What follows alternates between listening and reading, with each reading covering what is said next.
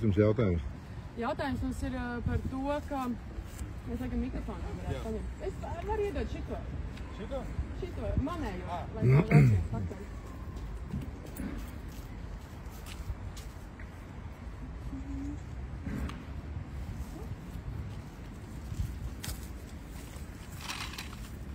Tad nebija pie jums jābrauc. Jā, es šeit dzīvoju.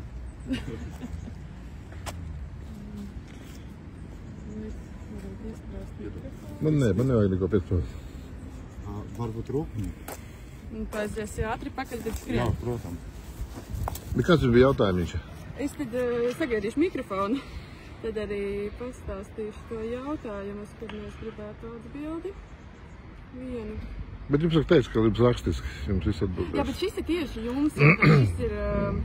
Šis pat nav par to ekspozīciju vai eksponātiem konkrēti, bet tieši kas ar jums saistīts pašu.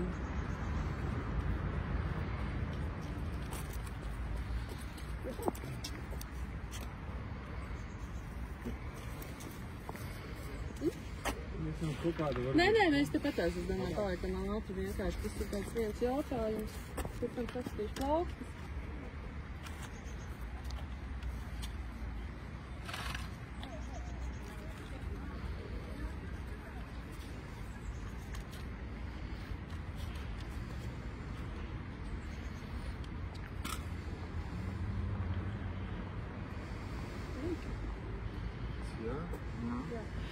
Helmaņa kungs, pagājušajā nedēļā Dūmas sēdē, kad bija balsojums arī par finansējumu piešķiršanu muzeja eksponātu izveidē Brīvības ielā 2 Ogrē, tad jūs nespiedalījāties balsojumā, ievērojot likumu par interešu konfliktu novēršanu valsts amatpersonu darbībā.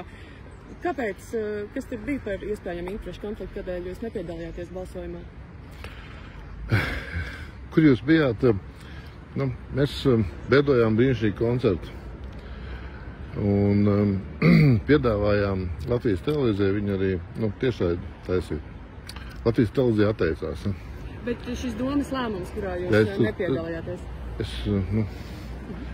Latvijas televīzija atteicās viņu taisīt, tiešraidi veidot. Tad mēs atvērām brīnišķīgu muzeju. Mēs atrodamies Neatkarības laukumā. Mums ir skulptūras. Mūsu neatkarības cīnītāji, mūsu varoņi. Tas Latvijas televīziju neinteresē. Absolūti neinteresē. Bet viņiem interesē mans balsojums. Es arī paskaidrošu savu balsojumu.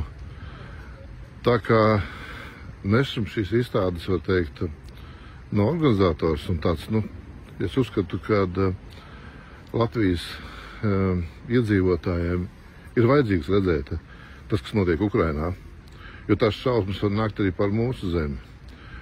Un šī izstāde, viņa arī skaidro to, kas tur notiek. Un es nepiedalījos balsojumā viena iemesla dēļ, kad es organizēju un veidoju šo izstādi, un es no paša sākuma esmu par to darījis. Vienīgais, kur Latvijas televīzija piedalīsies, ne televīzija, bet LSMs, ir izsmējis mani par šādu iniciatīvu veidot šādu izstādi sākumā. Bet tad, kad viņa tapa un pietiekoši vērienīga, un mums bija ļoti daudz viesi, mums bija Igauņa Eiroparlamenta deputāti, un viņi augstu novērtēja un teica, ka viņi atradīs visus savus deputātus šeit. Man žēl, kad mēs noniecinām mūsu nacionālās vērtības, kas mums ir. Un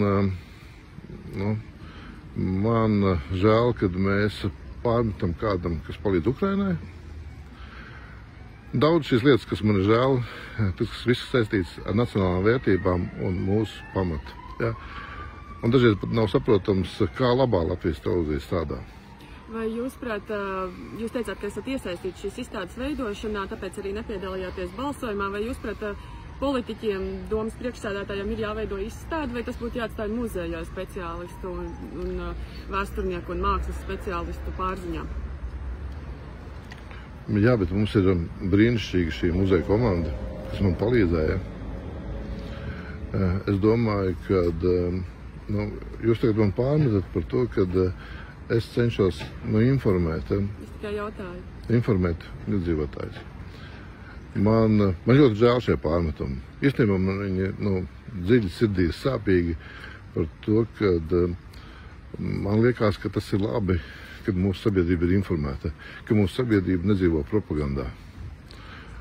Un es ceru, ka jūs arī kādreiz iziesiet no propagandas un informēsiet sabiedrību.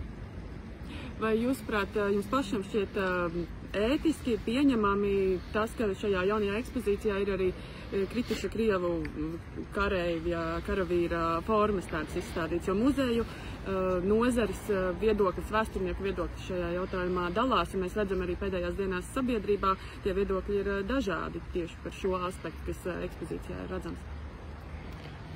Es gaidīju, kad jūs sāksiet just līdzi agresoru valsts karavīriem, jo tāds jau ir tas mūsu mērķis.